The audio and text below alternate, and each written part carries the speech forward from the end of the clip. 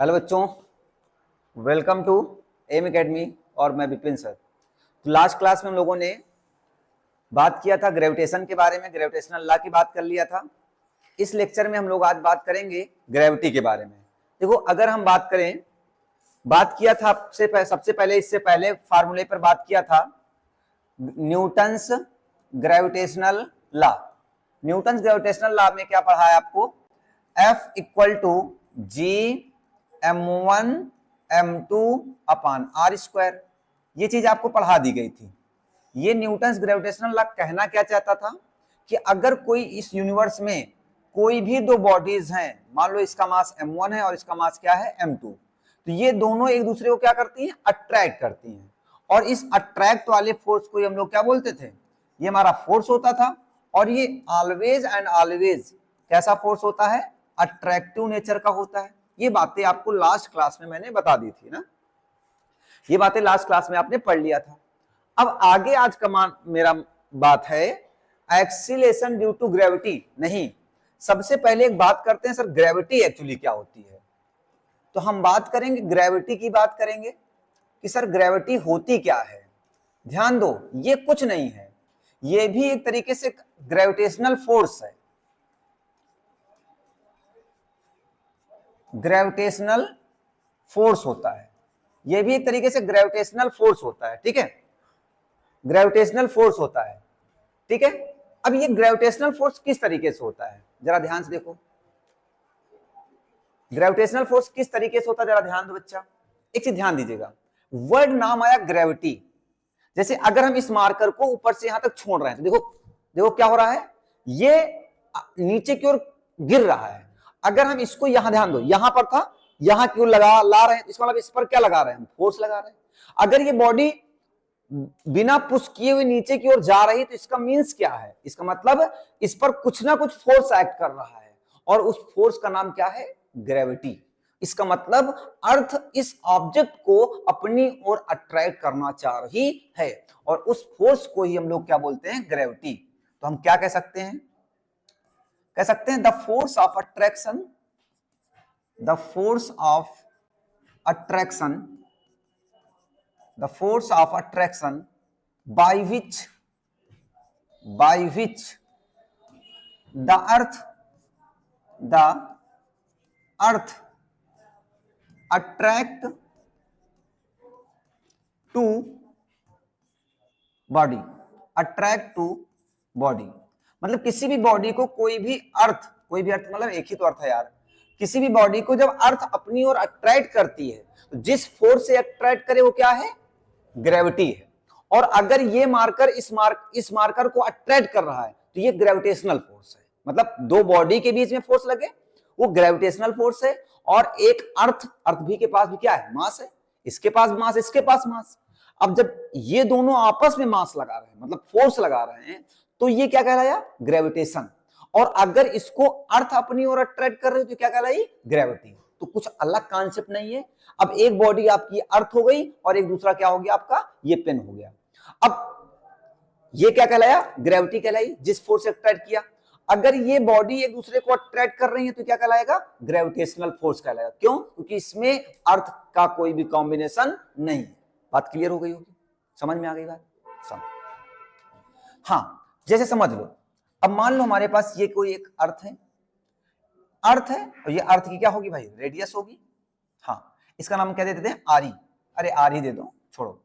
और यहां पे मान लो हमारे पास कोई मास है m, और इसकी डिस्टेंस यहां से, हाँ एक चीज ध्यान दीजिएगा, जो भी डिस्टेंस मेजर करते हैं, क्या करते हैं भाई? डिस्टेंस जो भी मेजर करते हैं, डिस्टेंस इज ऑलवेज measured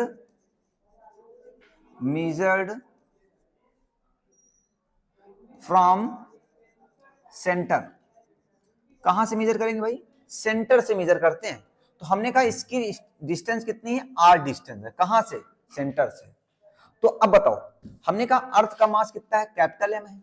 अर्थ का मास कैपिटल एम है और इसका मास है स्मॉल एम। तो इनके बीच में क्या लगेगा? फोर्स लगेगा। और वो फोर्स कितना होगा भाई?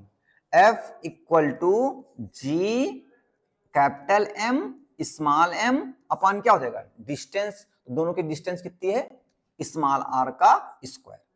यही तो न्यूटन्स ग्रेविटेशनल लॉ होता था। तो क्या मतलब समझ में आया, अगर एक अर्थ और एक ऑब्जेक्ट के बीच में फोर्स लगे तो उसे हम ग्रेविटी बोलेंगे, और दो ऑब्जेक्ट के बीच में फोर्स लगे तो उसे ग्रेविटेशनल फोर्स बोलेंगे। बात क्लियर हो गई? क्लियर है बात?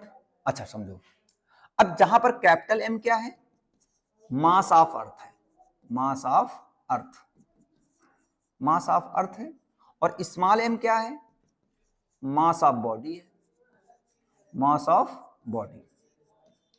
अब ध्यान दो, अगर जैसे जैसे अर्थ की सरफेस से ऊपर जाओगे, मतलब अब वेरिएशन आएंगे, क्या आएंगे, variation in the value of small G. Small G को ग्रेविटी नहीं बोलते हैं, स्मॉल जी जो होता है वो एक्सीलेशन ड्यू टू ग्रेविटी होती है, एक्सीलेशन होता है। देखो ये बॉडी यहां से आई, तो जैसे जैसे ये बॉडी आई यहां पे, ऐसे नीचे की ओर फॉल हो रही थी, जब ये फॉल हुई तो फॉल होने पर ध्यान दो, जैसे ये बॉडी फॉल हुई यहां से यहां की ओर, तब क्या हुआ, इस पर एक एक्सीलेशन प्रोड्यूस हुआ। एक्सीलेशन मतलब क्या होता है, the rate of change of velocity. जैसे जैसे अर्थ के सरफेस की तरफ जाएगी, इस पर ग्रेविटेशनल फोर्स क्या होगा, ज्यादा से ज्यादा एक्ट करने लगेगा। इसका मतलब एक्सीलेशन इसका क्या करेगा, इंक्रीज करेगा, कर रहा होगा। हाँ ये कहानी है क्वेश्चन की, ठीक है। अब समझो, तो ये बात समझ में आ गई। अब यहां पर एक चीज और समझते बेटा, ये बात क्लियर है सभी को, क्लियर है? चलिए आगे बात करते हैं, नोट करना है कर लो जल्दी से, अच्छा ठीक है, हो जाएगा, ये पढ़ा दिया। चलें अब समझो बेटा, अब एक बात करते हैं रिलेशन, किसकी बात करते हैं भाई, relation, relation between small G and capital G. Relation between small G and capital G, क्या होता है रिलेशन, ध्यान दो भैया। बेटा आपको पता है स्मॉल जी को हम लोग क्या बोलेंगे, स्मॉल जी जो है हमारा वो है एक्सीलेशन ड्यू टू ग्रेविटी है, एक्सीलेशन ड्यू टू ग्रेविटी है। और कैपिटल जी को आप क्या बोलते हो, universal gravitational constant, universal gravitational constant. और आपको इसकी वैल्यू बताया था 6.67 इंटू 10 की पावर -11 न्यूटन मीटर स्क्वायर पर केजी स्क्वायर। और इसकी भी वैल्यू होती है, बट ये वेरिएबल होता है। स्मॉल जी की वैल्यू बेटा अर्थ के सरफेस पर कितनी होती है, 9.8 मीटर पर सेकेंड स्क्वायर। देखो मीटर पर सेकेंड स्क्वायर आया, तो मीटर पर सेकेंड स्क्वायर क्या बताता था, एक्सीलेशन ही तो बताता है। मीटर पर सेकेंड स्क्वायर किसकी यूनिट होती है, एक्सीलेशन की होती है। तो यहां पर ये एक तरीके से एक्सीलेशन का ही काम करता है, नाम ही है एक्सीलेशन ड्यू टू ग्रेविटी। यही बात समझो, ये एक्चुअली क्या है, relation between small G and capital G ना, समझो। अब ये बात समझो, अगर ये बॉडी मान लो हमारे पास ये कोई अर्थ है, चलो ये मेरी अर्थ है, ठीक। अच्छा अर्थ है तो ये अर्थ की क्या होगी, सेंटर होगा अर्थ का, और ये अर्थ की क्या होगी, रेडियस। अब यहां पर एक बॉडी है बेटा, और इस बॉडी का मास कितना है, m है। इस बॉडी का मास कितना है आपके पास, m है। अगर इस बॉडी का मास m है तो हमने कहा इसके सेंटर से इसके सेंटर की डिस्टेंस कितनी होगी, हमने कहा इसकी डिस्टेंस जो है, इसकी डिस्टेंस जो है वो स्मॉल r है। कितनी है, स्मॉल r है। मेरे कॉन्सेप्ट को समझिएगा जरा, ठीक है, स्मॉल r है। अगर ध्यान दो, अगर इस यूनिवर्स में दो बॉडीज हैं तो उनके बीच में क्या लगता है, फोर्स लगता है। किसने बताया, न्यूटन सर ने बताया। न्यूटन सर के अकॉर्डिंग क्या होगा, फोर्स इस पर लगेगा F equal to G first mass. हमने बेटा कहा अर्थ का मास कितना है, कैपिटल M है, तो first mass into second mass upon दोनों के बीच की डिस्टेंस कितनी है भैया, r। तो यहां बेटा क्या हो जाएगा, r स्क्वायर हो जाएगा। अच्छा अब ये बताओ, अगर कोई बॉडी है, अगर वो बॉडी एक्सीलेट कर रही है, तो according to Newton second law, ये तो ग्रेविटेशनल लॉ अलग चीज है, वहां पे आ जाओ मैकेनिज्म में। क्या बताया था मैकेनिज्म में, F इक्वल टू क्या पढ़ाया था आपको, F इक्वल टू क्या पढ़ाया था, ma। अगर कोई बॉडी है जिसके पास मास है और उसको वो एक्सीलेट कर रही है, एक्सीलेट का मतलब क्या हुआ भैया, डेफिनेटली ये कब तक एक्सीलेट नहीं करेगी, जब तक कोई इसको धक्का नहीं देगा। धक्का देना मतलब क्या होता है, फोर्स। डेफिनेटली जिसके पास भी एक्सीलेशन है उसका मतलब उस पर क्या लगाया जा रहा है, फोर्स लगाया जा रहा है। अगर मेरी बाइक चल रही तो इसका मतलब उस पर क्या लग रहा है, फ्यूल लग रहा होगा, ऐसे तो हवा में तो चलेगी नहीं। तो वैसे ही यहां पर एक्सीलेशन ए क्या होता था, जब बॉडी लीनियर मोशन करती है झूम झूम झूम झूम रोड पे, और जब body up and down motion करती है तो ए का काम कौन करता है, जी। अब ये बॉडी ध्यान दो, ये अर्थ का मास जो है in the comparison of body बहुत ज्यादा है ना। तो बॉडी क्या करेगी इसको, सॉरी अर्थ इसको क्या करेगी, अपनी ओर अट्रैक्ट करेगी, और जो अट्रैक्ट करेगी तो एक फोर्स लगेगा, और वो फोर्स बेटा F इक्वल टू क्या होगा हमारे पास, mg होगा। ये फर्स्ट है और ये क्या है, सेकंड है। भाई ये दोनों के दोनों फोर्स जो हैं, चाहे F इक्वल टू mg हो और चाहे F equal to G m upon r square हो, ये किस पर एक्ट कर रहे हैं, इसी बॉडी पर एक्ट कर रहे हैं। और कौन एक्ट कर रहा है, अर्थ अट्रैक्ट कर रही है, क्योंकि इसकी इतनी औकात थोड़ी है कि अर्थ को अपनी ओर अट्रैक्ट कर ले, क्योंकि इसका इतना मास थोड़ी है कि अर्थ को अपनी ओर अट्रैक्ट कर ले ना। तब जरा ध्यान दो, from equation first and second, from equation first and second क्या होती है, दोनों के LHS सेम है तो RHS भी सेम हो जाएंगे। तो क्या हो जाएगा बेटा, यहां से देखो, यहां हो जाएगा G मतलब mg equal to small G capital G small capital M small m upon कितना हो जाएगा, r स्क्वायर। भाई m से m कैंसिल हो जाएगा, तो अब फाइनली बेटे क्या आएगा, G equal to capital G capital M upon कितना आ जाएगा, r स्क्वायर। तो ये क्या आया, एक रिलेशन आ गया, स्मॉल जी और किसमें आ गया, कैपिटल जी में। स्मॉल जी और कैपिटल जी में हमारे पास रिलेशन आ गया। क्या होता है, G is equal to G M upon R square, G is equal to G M upon R square. बात समझ में आ गई, बात क्लियर हो गई। रिलेशन होता है G is equal to G M upon R square. Clear है, चलो इतनी बात क्लियर है सभी को, चलिए आगे चले। हाँ अब जरा ध्यान दो बेटा हमारे पास, अब अगर हम बात करते हैं एक्सिल G एट सरफेस, सरफेस किसका सरफेस भाई, अर्थ का सरफेस, सरफेस ऑफ अर्थ। बेटा ध्यान दीजिएगा, सरफेस ऑफ अर्थ। अब मान लो हमारे पास ये अर्थ का सरफेस है और ये हमारी क्या है, रेडियस है कैपिटल R, और ये हमारे पास ऑब्जेक्ट है। अच्छा इसमें फार्मूला क्या पढ़ाया था, G equal to capital G M by क्या होता था, R square, G equal to G M by R square पढ़ाया। देखो R क्या होता था, R क्या है, कॉन्सेप्ट ध्यान से देखिएगा, R जो है मास और अर्थ और इस छोटे वाले मास के बीच की डिस्टेंस होती है ना। तो यहां पर जरा ध्यान दो, तो अब अगर कोई बॉडी सरफेस पर ही आकर के रह गई है तो हम कह सकते हैं इस डिस्टेंस को ही तो हम लोग स्मॉल r बोलेंगे कि नहीं बोलेंगे। इस कंडीशन में बताओ क्या हुआ हमारे पास, स्मॉल r जो था वो किसके इक्वल हो गया, कैपिटल R के इक्वल हो गया। जब इक्वल हो गया है तो G इक्वल टू कितना आएगा, G कैपिटल M अपान कितना हो जाएगा, कैपिटल R स्क्वायर। ये रिलेशन हमें काम आएगा, भी ध्यान दीजिएगा। आज जहां पर M क्या है आपको पता है, बार बार बता रहा हूं, मास ऑफ अर्थ है, मास ऑफ अर्थ है, और R क्या भैया, रेडियस ऑफ अर्थ है। क्या है, रेडियस ऑफ अर्थ, क्या है, radius of earth. I hope इतनी बात क्लियर हो गई होगी। तो ये रिलेशन हमें काम आने वाला है, G equal to G M upon R square, G equal to G M upon R square. सबको समझ में आ रहा है, यहां तक बातें क्लियर। अब बात आती है सर अभी बॉडी यहां पर थी, फिर यहां पे आई होगी, फिर यहां आई होगी, फिर यहां आ गई, फिर अंदर भी तो जा सकती है ना। तो क्या G की वैल्यू में वेरिएशन हो सकता है, हाँ G की वैल्यू में वेरिएशन हो सकता है। तो किस तरीके से G की वैल्यू में वेरिएशन होता है, जरा ध्यान दीजिएगा। इतनी बात क्लियर है सभी को, है ठीक है, लिख लो, लिख लिए चलो अच्छा ठीक है, लिख लेना।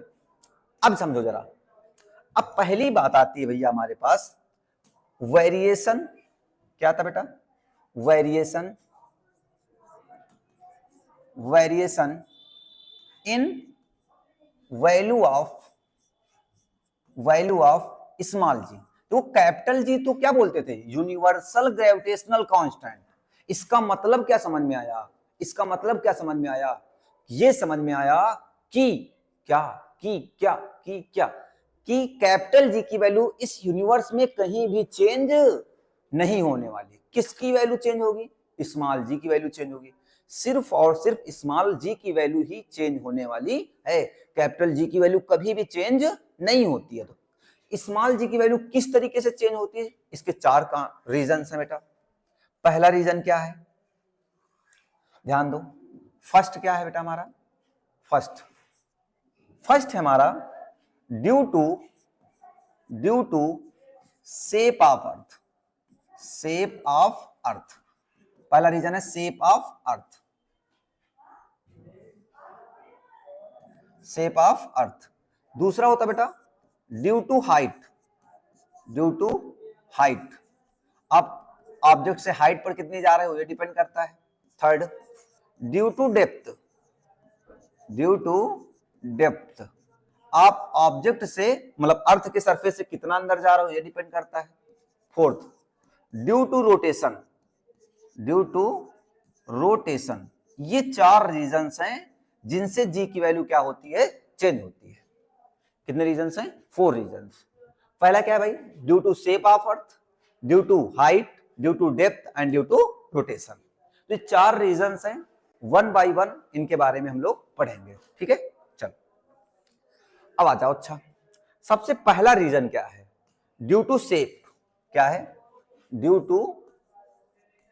टू शेप, मतलब शेप ऑफ अर्थ ना, अर्थ का जो शेप है वो किस तरीके से है आपको बताया गया होगा भाई। अब अर्थ हमारे पास, ये मान लो हमारे पास क्या है, अर्थ है, अर्थ का शेप ओवल जैसा है, सभी को बताया गया होगा। हाँ, ये हमारी अर्थ है।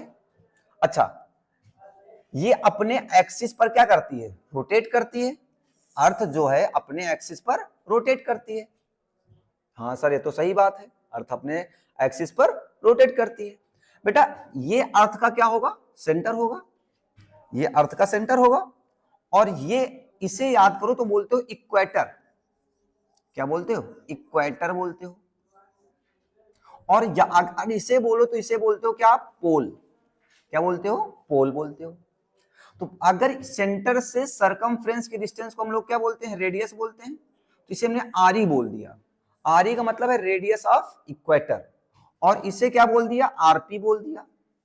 आरपी का मतलब क्या है, radius of pole, radius of pole. Are you sure. अच्छा, अब एक चीज बेटा यहां पे जरा ध्यान दो, अगर हम ग्रेविटी निकालें जी एट इक्वेटर पर ग्रेविटी का फार्मूला क्या होता है, कैपिटल जी। क्या कैपिटल जी की वैल्यू कभी चेंज होगी, नहीं।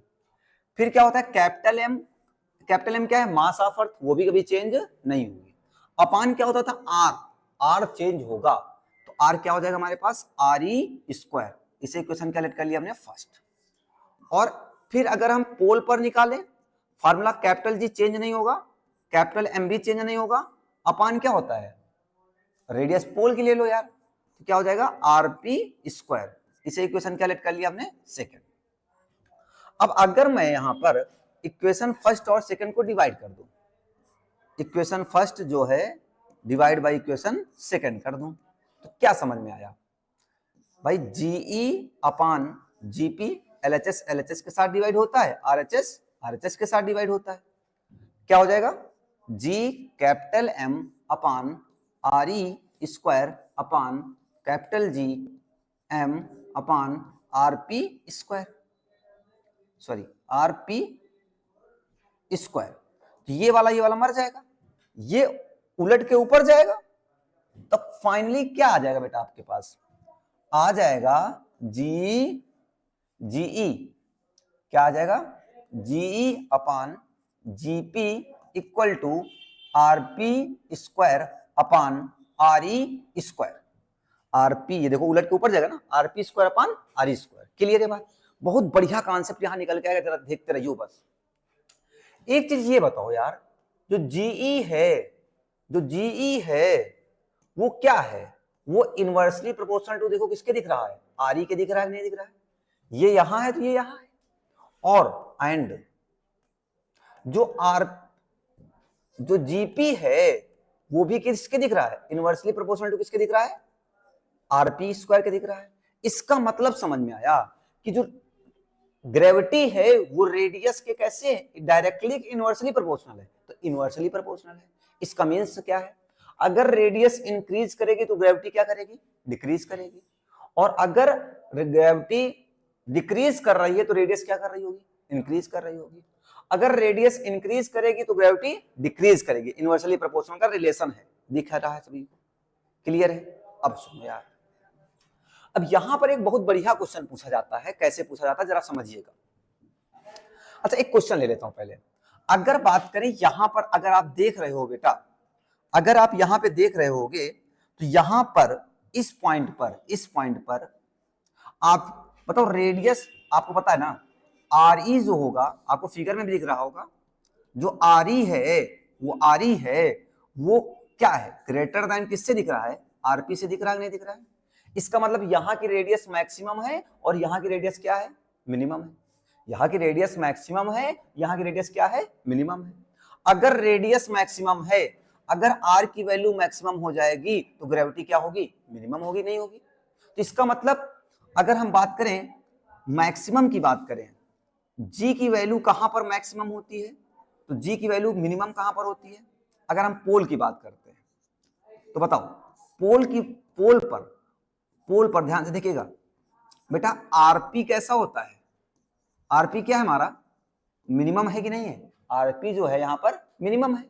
तो बताओ आरपी मिनिमम होगा तो बताओ कैसा होगा भैया, जी कैसा होगा, अरे यार ये मिनिमम होगा तो ये मैक्सिमम होगा कि नहीं होगा, इनवर्सली प्रोपोर्शनल है, तो कैसा होगा, जी हमारा कैसा होगा, जीपी क्या हो जाएगा, मैक्सिमम हो जाएगा। क्या ये बात समझ में आई आपको, समझ में आई क्या, पक्का।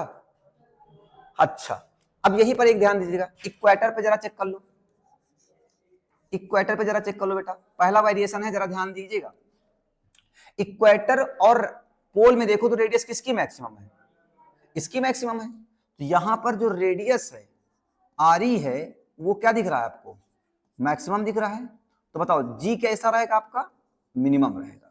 इसका मतलब कोई पूछ ले ग्रेविटी मिनिमम कहां पर होती है, तो ग्रेविटी मिनिमम कहां पर होती है भैया हमारे पास, इक्वेटर पर, और मैक्सिमम कहां पर होती है, पोल पर।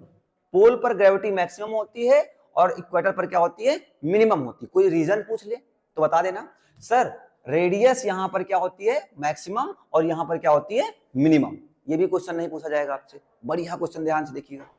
अगर क्वेश्चन ध्यान से देखिएगा, अगर कोई पूछे एक आदमी यहां पे है और वो इक्वेटर से पोल की तरफ जा रहा है, एक माइंड कॉन्सेप्ट रखो, रेडियस इंक्रीज करेगी तो ग्रेविटी डिक्रीज करेगी, ये माइंड में है।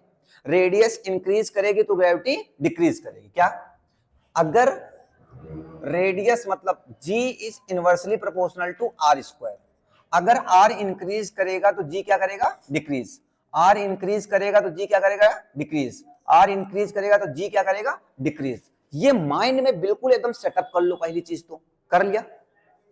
अब ध्यान से देखिएगा, एक क्वेश्चन हमने ले लिया बेटा। अच्छा एक वेट का नाम सुने हो, वेट वेट वेट, एक मास होता है और एक क्या होता है, वेट, दो अलग अलग तरीके क्वांटिटी होती है। अगर हम बात करें तो मास हमेशा कैसा होता है, कांस्टेंट होता है। बट जो वेट होता है बेटा, वो कैसा होता है, वेरिएबल होता है। कैसा होता है, वेरिएबल। क्योंकि वेट इक्वल टू फार्मूला क्या होता है, जरा ध्यान दो, वेट इक्वल टू होता है mg, वेट क्या है, एक्चुअली mg। इधर ध्यान दो, इधर ध्यान दो, पढ़ाई में मन लगाओ, ठीक है। बोरिंग लग रहा है क्या, है बोरिंग लग रहा है क्या, चलो ठीक। वेट इक्वल टू क्या होता है, mg। तो यहां पर जरा ध्यान दो, weight is directly proportional to किसके दिख रहा है, जी के। इसका मतलब ध्यान से देखो, वेट कैसे वेरिएबल होता है, वेट कैसे वेरी करता है, तो वेट वेरी करता है किससे, एक्सीलेशन से। मतलब जब एक्सीलेशन इंक्रीज करेगा तो वेट भी क्या करेगा, इंक्रीज करेगा, और जब एक्सीलेशन डिक्रीज करेगा तो वेट भी क्या करेगा, डिक्रीज करेगा। यही बात समझ में क्या, हाँ। एक क्वेश्चन जरा ध्यान से देखो, तो इसका मतलब बताओ यहां पर डायरेक्टली है कि इनवर्सली है, डायरेक्टली है। अगर जी यहां पर मैक्सिमम है, जी अगर यहां पर बेटा मैक्सिमम है तो वेट भी कैसा होगा बताओ, मैक्सिमम होगा। कैसा होगा, मैक्सिमम। और यहां पर जी क्या है हमारा, मिनिमम है, तो वेट भी कैसा होगा बच्चा हमारा, मिनिमम होगा। वेट भी कैसा होगा हमारा, मिनिमम होगा। ये चीज कॉन्सेप्ट समझ के रखिएगा। बट यहां पर मास कैसा रहेगा बेटा, मास कैसा रहेगा, मास इज ऑलवेज कांस्टेंट, मतलब मास कभी भी वेरी नहीं करेगा। बट वेट जो है हमारा क्या करता है, वेरी करता है। यहां पर मास कैसा रहेगा, कांस्टेंट रहेगा। क्या ये बात सबको समझ में आई क्या, आ गई नहीं आ गई? अभी एक बढ़िया सी लाजी जरा ध्यान दीजिएगा। अब मैंने एक बात कही आपसे, ध्यान से देखिएगा मैं क्या कहना चाह रहा हूं। मैं ये कहना चाह रहा हूं कि एक आदमी है, एक आदमी है, बोर्ड में जगह क्या क्या, अच्छा अगले पेज में लेता। इतनी बात समझ में आ गई सबको, इतनी बात क्लियर हो गई, क्लियर हो गई सबको? हाँ, अब इतनी बात क्लियर हो गई तो आगे पेज में ले लेते हैं, जगह कम हो गई इस पे, ठीक है। चलो अब जरा ध्यान दो, ये बेटा मेरे पास क्या है, थोड़ा सा बना लेता हूं फिर से। ये आपकी क्या है, अर्थ है। ये आपका क्या है भाई, इक्वेटर हो गया, ये पोल हो गया, और ये क्या हो गया, इक्वेटर हो गया। अब जरा ध्यान दो, इसको आपने क्या बोला है, आरी बोला है, सॉरी इसको आपने क्या बोला है, आरी बोला है, और इसको क्या बोला है आपने, आरपी। आपको पता है जी जो है वो इनवर्सली प्रोपोर्शनल टू आर है, और जो वेट है बेटा वो डायरेक्टली प्रोपोर्शनल टू किसके है, जी के है। जरा ध्यान दो, अगर ये पोल है और ये इक्वेटर है, तो अगर कोई आदमी पोल से इक्वेटर की तरफ जा रहा है, बेटा ध्यान दीजिएगा, अगर कोई आदमी पोल से इक्वेटर की तरफ जा रहा है, पहले रेडियस ये रही होगी, फिर ऊपर की ओर गया होगा गया होगा गया होगा, तो रेडियस देखो क्या हो रही है, डिक्रीज। रेडियस क्या कर रही है, डिक्रीज। जब रेडियस डिक्रीज करेगी, जब अगर कोई आदमी पोल टू इक्वेटर जाएगा,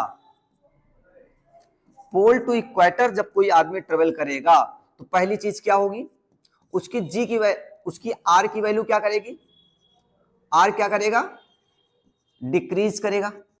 देखो यार, इक्वेटर से पोल की तरफ जाओगे तो जी की आर की वैल्यू क्या कर रही होगी, डिक्रीज कर रही होगी। ध्यान से देखो फिर से, पोल से इक्वेटर नहीं, इक्वेटर टू पोल, चलो अच्छा पोल से इक्वेटर आ जाओ। अगर आप पोल से इक्वेटर की तरफ जा रहे होगे, पोल से इक्वेटर की तरफ जा रहे हो, कहां से कहां जा रहे हो भाई, पोल से इक्वेटर की तरफ जा रहे हो, तो रेडियस ध्यान से देखो क्या कर रही है आपकी, इंक्रीज कर रही है। तो रेडियस सबसे पहले क्या करेगी आपकी, इंक्रीज करेगी। आपको दिख रहा होगा, अगर बेटा रेडियस इंक्रीज करेगी तो ध्यान दीजिएगा, रेडियस इंक्रीज करेगी तो ग्रेविटी क्या करेगी, डिक्रीज करेगी। ग्रेविटी आपकी डिक्रीज करेगी, और जब ग्रेविटी डिक्रीज करेगी तो वेट भी क्या करेगा, वेट क्या करेगा आपका, डिक्रीज करेगा। क्या ये बात समझ में आई? बट मास पर कोई भी इफेक्ट नहीं होगा, ये आपको बता रखा हूं 20 बार। मास हमेशा कैसा रहेगा भाई, कांस्टेंट रहेगा। तो ये बढ़िया क्वेश्चन है कि अगर कोई आदमी है पोल से इक्वेटर की तरफ जा रहा है, तो उसका रेडियस इंक्रीज करेगी, ग्रेविटी डिक्रीज करेगी, और वेट क्या करेगा, डिक्रीज करेगा, बट मास पर कोई इफेक्ट नहीं होगा। क्या ये बात समझ में आई सबको, पक्का? चलो अब यहीं पर उल्टा ले लो यार, अब की बार इक्वेटर से कहां की ओर जा रहे हैं, इक्वेटर टू पोल जा रहे हैं।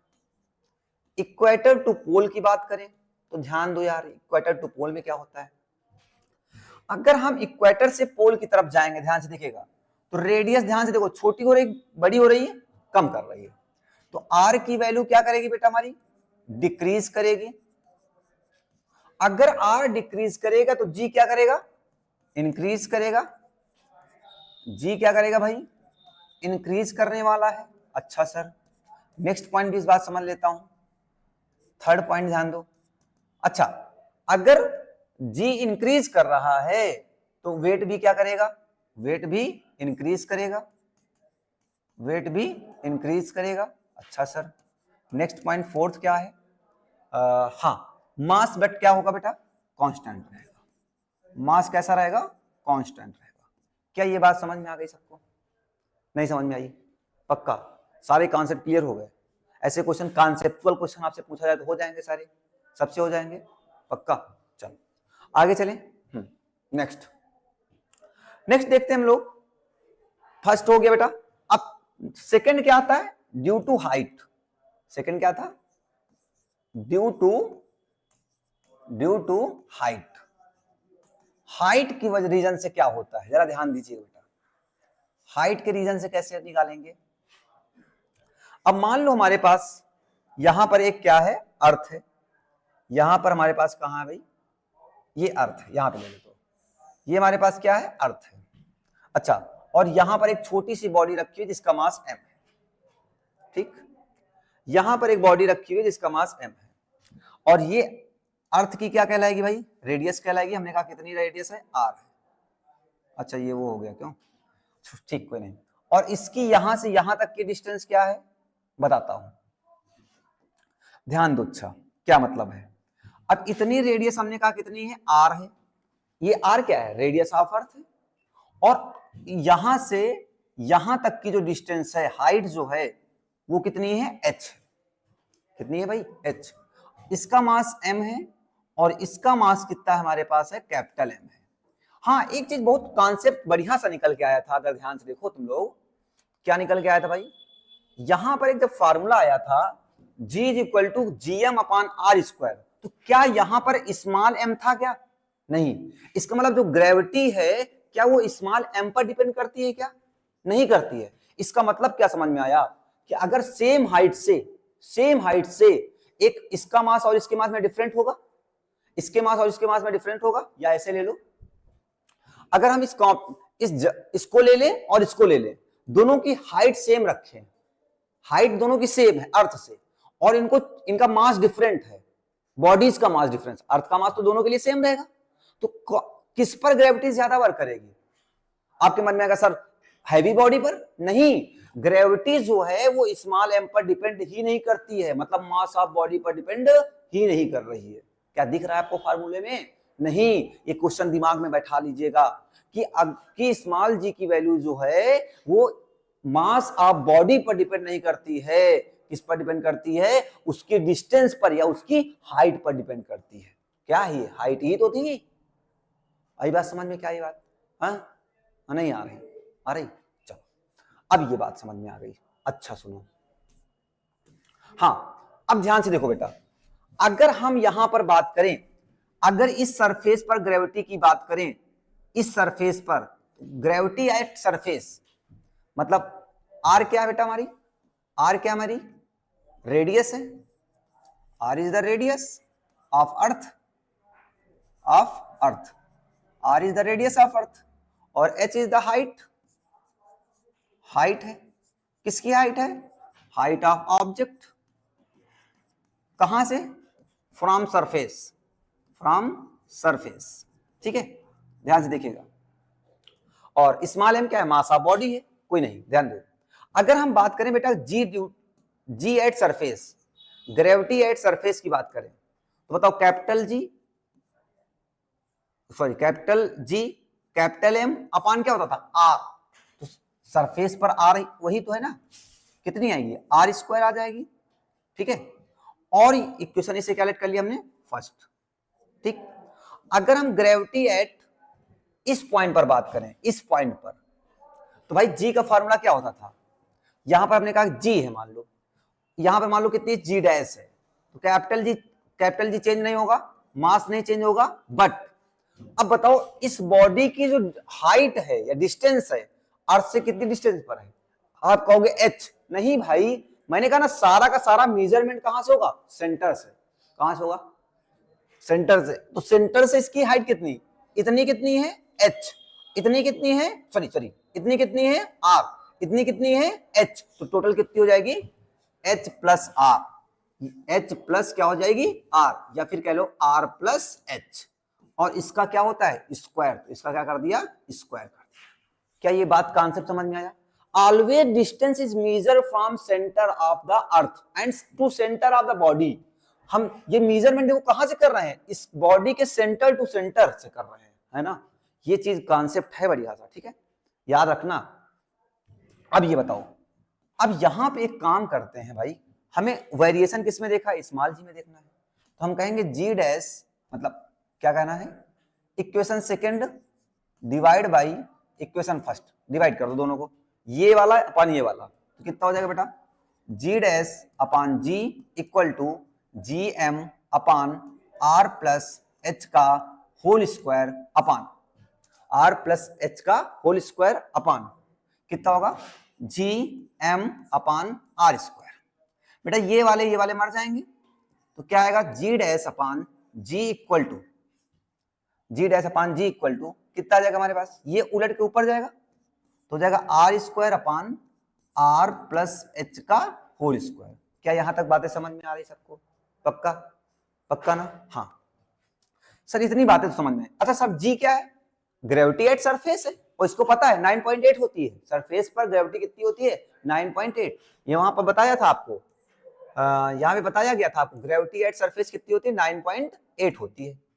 यहाँ पे देखो जी इक्वल टू, चाहे तो आप यहाँ निकाल सकते हो, कैपिटल जी की वैल्यू रखो 6.67 इंटू 10 की पावर माइनस 11 रखो यहाँ पर जी की वैल्यू, और कैपिटल एम की वैल्यू रखो 6.0 इंटू 10 की पावर 24 रखो, और आर की वैल्यू रखो 6400 किलोमीटर, और किलोमीटर को मीटर में चेंज कर लेना, 6400 इंटू 10 की पावर 3 किसमें चेंज हो जाएगा, मीटर में। ये सारी वैल्यू रख लो और जी की वैल्यू सरफेस पर कितनी आ जाएगी हमारे पास, 9.8 मीटर पर सेकंड स्क्वायर, ये वैल्यू आ जाएगी आपको। आई बात समझ में, मास ऑफ द अर्थ रख लो, जी की वैल्यू आपको पता है इतने क्या, न्यूटन मीटर स्क्वायर पर केजी स्क्वायर, और एक इसमें होता बच्चा केजी में होता है, और एक इसमें होगा मीटर में, क्योंकि मीटर में क्यों चेंज करना पड़े, क्योंकि हमें एमकेएस में देना भाई, सारी की सारी वैल्यू किसमें मेजर करते हैं हम लोग, एमकेएस में। बात समझ में आ रही, हाँ चलो, नहीं मजा आ रही क्या, क्यों, अब सुनो, अच्छा एक चीज ध्यान दीजिए बेटा, अगर यहां वैल्यू पॉजिटिव है ऊपर कैसे जाएगी, निगेटिव, ऊपर निगेटिव नीचे किस में आएगी, पॉजिटिव, तो क्या इसको आप G dash upon G equal to R plus H की पावर -2 अपान, इसको नीचे ले आओ, आर की पावर -2 कह सकते हैं। देखिएगा बहुत बेसिक बात बता रहा हूं आपको, ये पावर ऊपर लेकर गए, ये वाला नीचे लेकर गए, दोनों की पावर क्या है -2 है, अगर दोनों की पावर -2 है तो आप इसको ऐसा भी तो लिख सकते हो, G dash upon G equal to R plus H upon R की होल पावर -2 कह सकते हो भाई। जैसे ध्यान दो, अगर आप x अपान वाई लिखा है x square upon Y square, तो क्या इसको आप x अपान वाई का होल स्क्वायर कहते हो कि नहीं कहते हो, कहते हो। अगर x स्क्वायर वाई स्क्वायर लिखा है तो आप इसे एक्स वाई का होल स्क्वायर भी कह सकते हो, बट ये ना कह देना कि x square plus y square बराबर एक्स प्लस वाई का होल स्क्वायर, ये नहीं होता ना, ये मत कह दीजिएगा, ठीक है। चलो अच्छा, तो वैसे इसको कह दिया।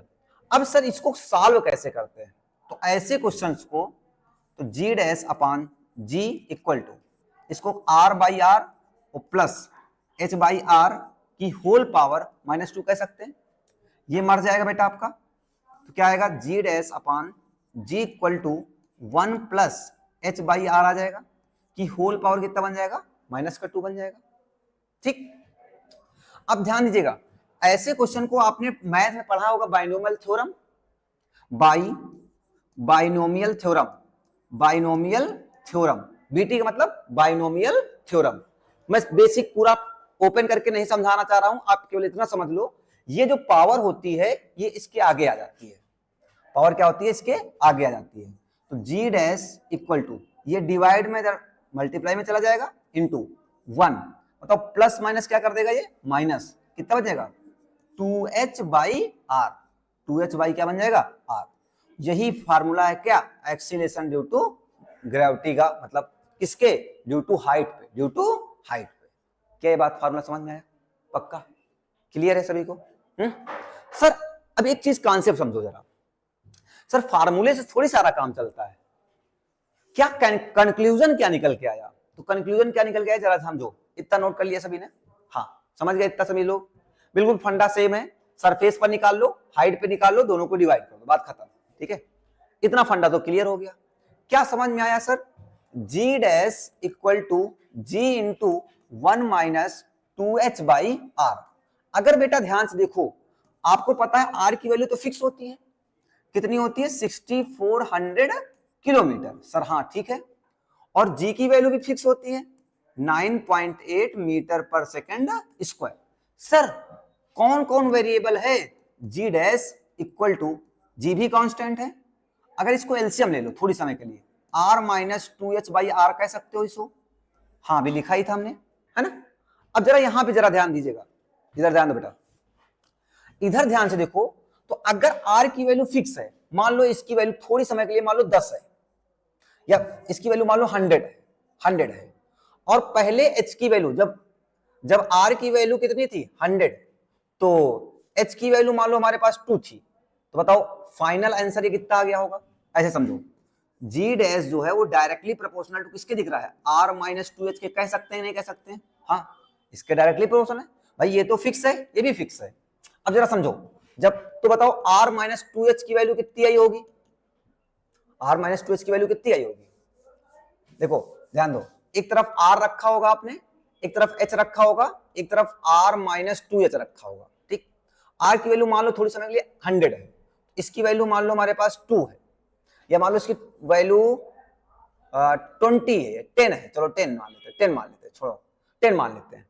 तो अगर यहां पे रखो बता, तो 100 10 10 टू जा 20, 10 टू जा 20, मतलब 100 और माइनस 2 इंटू 10 बराबर कितना आ जाएगा, 80 आ जाएगा, नहीं आएगा। और अगर इसकी वैल्यू तो फिक्स ही रहेगी, इसकी वैल्यू मान लो 20 कर लिया आपने, तो अब बताओ कितना आएगा, 100 माइनस 2 इंटू 20 बराबर कितना आ जाएगा, 60 आ जाएगा। अब इसकी वैल्यू मान लो आपने 50 कर लिया, अगर मान लो इसकी वैल्यू 40 कर लिया, जब 40 कर लेंगे तो बताओ कितना आ जाएगा बेटा हमारे पास, 40 कर लेंगे तो 40 करने पर कितना आ जाएगा, 20 आ जाएगा। तो अब जरा ध्यान से देखो, जैसे जैसे h की वैल्यू इंक्रीज कर रही थी, तो ये ओवरऑल वैल्यू क्या कर रही थी, डिक्रीज कर रही थी ना, तो इसका मतलब ये वैल्यू डिक्रीज कर रही है। अगर h इंक्रीज कर रहा है तो ये वैल्यू क्या कर रही है, डिक्रीज। तो अगर ये डिक्रीज करेगा तो ये भी क्या करेगा, डिक्रीज करेगा, नहीं करेगा। इसका मतलब कंक्लूजन क्या निकल के आया आपका, कंक्लूजन ये निकल के आया कि अगर हम हाइट पर जाते हैं, जैसे जैसे हाइट पर जाते हैं, तो जी की वैल्यू क्या करती है, डिक्रीज करती है। जी की वैल्यू क्या कर रही थी, डिक्रीज कर रही थी। क्या ये बात सबको समझ में आ गई, क्या क्या समझ में आ गई भाई, हाँ समझ में आ गई, नहीं आई, पक्का चलो अच्छा ठीक है, समझ में आ गया। चले नेक्स्ट, क्लियर हो गया बात। अगला समझो जरा बेटा, टाइम बहुत हो रहा क्या, कोई नहीं। अब आ रहा है जी, मतलब अगर थर्ड पार्ट क्या था बेटा, ड्यू टू डेप्थ, मतलब हम कहां जा रहे हैं, अर्थ के अंदर जा रहे हैं, अर्थ के अंदर की तरफ की बात कर रहा हूं, ध्यान दीजिएगा। अब मान लो हमारे पास, ये हमारे पास बेटा अर्थ है, ये हमारी क्या है, अर्थ है, ये देखो, अच्छा इसको नहीं लेते हैं, ये अर्थ हमारे पास क्या है,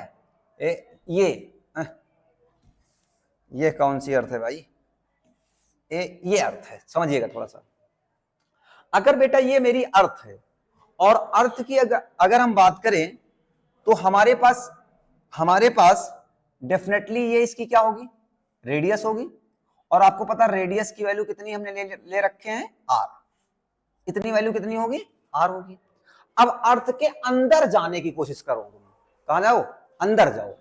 जब अंदर जाओगे तो हमने कहा यहां पर आ गए हो तुम, यहां पे आ गए हो, यहां पे, तो हमने कहा सर आप ऊपर से बताओ कितना आए हो हाइट पे, तो हमने कहा ऊपर से हम कितना आ गए हैं, h हाइट, नीचे आ गए हैं, h ले लो, चाहे कुछ बुकों में d लिखा है, डेप्थ लिखा है d, कहीं कहीं h लिखा हो, कहीं क्या लिखा हुआ है, d लिखा है। तो आप h के कॉन्सेप्ट से समझो, h का मतलब आप अंदर जा रहे हो तो क्या है, वो डेप्थ है।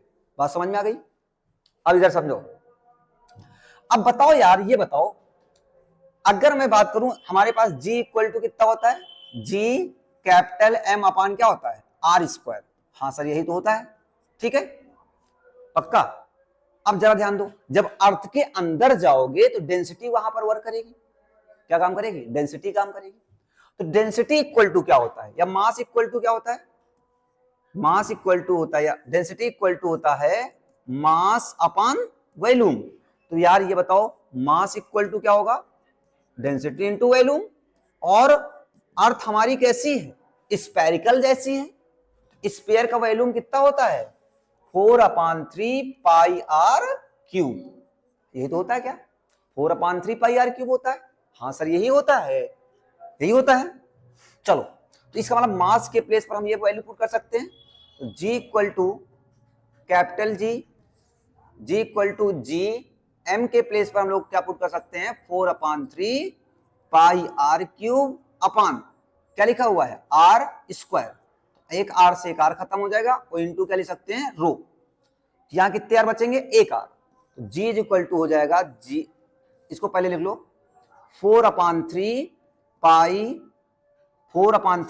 पाई रो G और क्या जाएगा आर। ध्यान दो, 4/3 पाई रो G और क्या आ गया हमारे पास, 2 आर से एक आर खत्म हो गया, आर आ गया। तो अगर हम बात करें, ये भी तो हमारे पास क्या है, एक्सीलरेशन का ही फार्मूला है।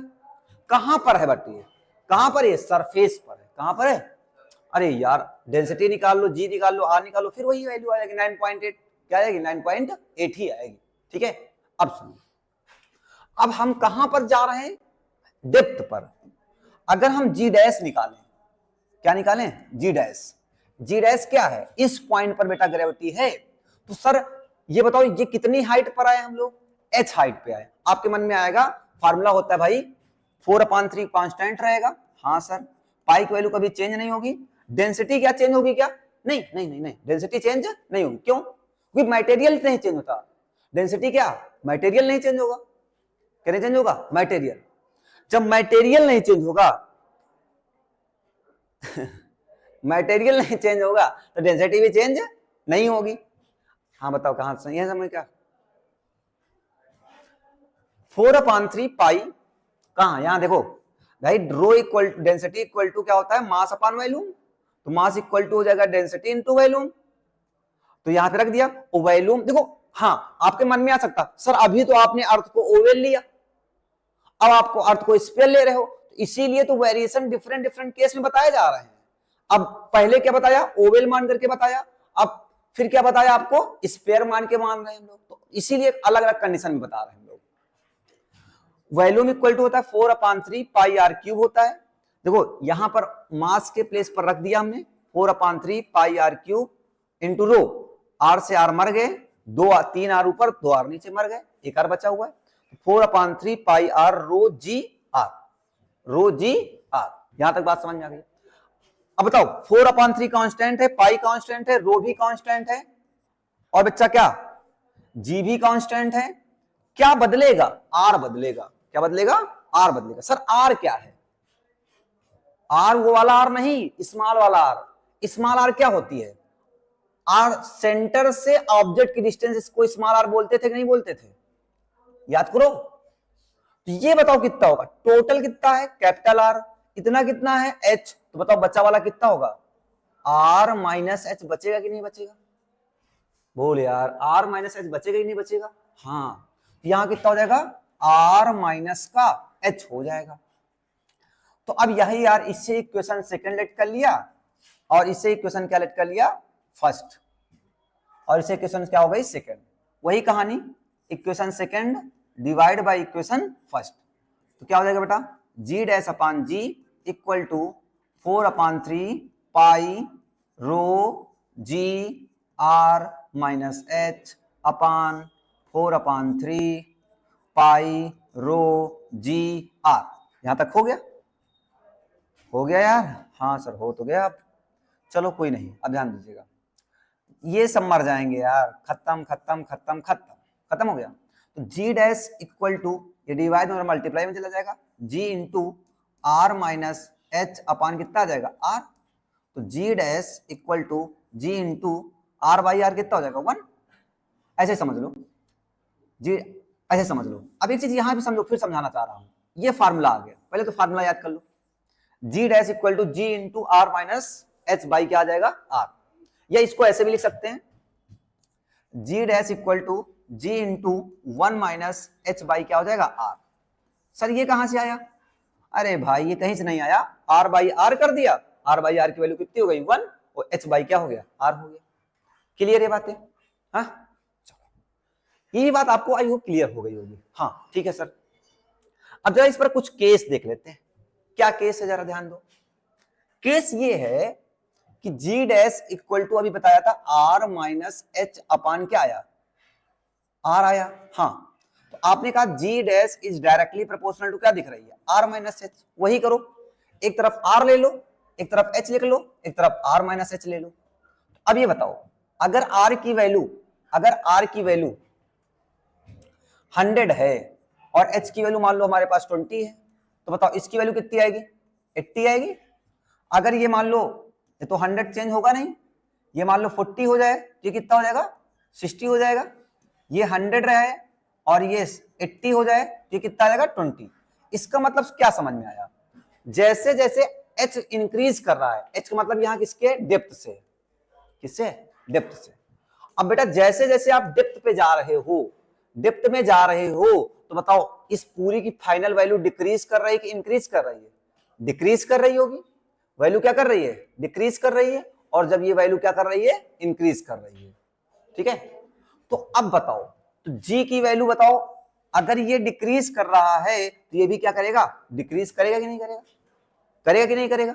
हाँ कर जाएगा। तो इसका मतलब क्या है समझ में आया कि अर्थ के अंदर जाने पर g की वैल्यू क्या करती है डिक्रीज करती है ना? पक्का ना? अब एक चीज समझो जरा यहां पे, और एक चीज समझा देता हूं। अगर मान लो बेटा यहां पे आ गए, ऐसे आ गए यहां पे, ये अर्थ की रेडियस थी, टोटल आर था, क्या था टोटल आर था। अगर मान लो खिसकते खिसकते खिसकते खिसकते आप यहीं पर आ गए, यहीं पर आ गए, तो ऊपर से नीचे वैल्यू कितनी होगी h ही तो कहलाएगी, क्या कहलाएगी? और इस कंडीशन में अब ऑब्जेक्ट यहां पे आ गई होगी, इस कंडीशन में अब बताओ r और h क्या हो गए होंगे इक्वल हो गए होंगे। जब इक्वल हो जाएंगे कहां पर सेंटर पर, at the centre of earth, at the centre of the अर्थ, बताओ कितना होगा h हाइट जो होगी या डेप्थ जो होगी किसकी हो जाएगी रेडियस के इक्वल हो जाएगी। तो बताओ g dash equal to g into are minus r upon r, तो बताओ g डैश की वैल्यू कितनी आ जाएगी 0। इसका मतलब अर्थ के सेंटर पर ग्रेविटी कितनी पाई जाती है 0 पाई जाती है। अर्थ के सेंटर पर ग्रेविटी कितनी पाई जाती है 0 पाई जाती है। दिख रहा है कि नहीं दिख रहा है? समझ में आ गई बात ये? पक्का क्लियर हो गया? चलो नेक्स्ट एंड लास्ट पॉइंट है ना, क्या है ड्यू टू रोटेशन। हाँ कोई बात नहीं, परेशान ना हो, जल्दी जल्दी खींच जाए ना, सिलेबस जल्दी से खींच दिया जाए, थोड़ा ज्यादा हो रहा है कोई बात नहीं, ठीक है परेशान ना हो। ज्यादा टाइम हो गया क्या?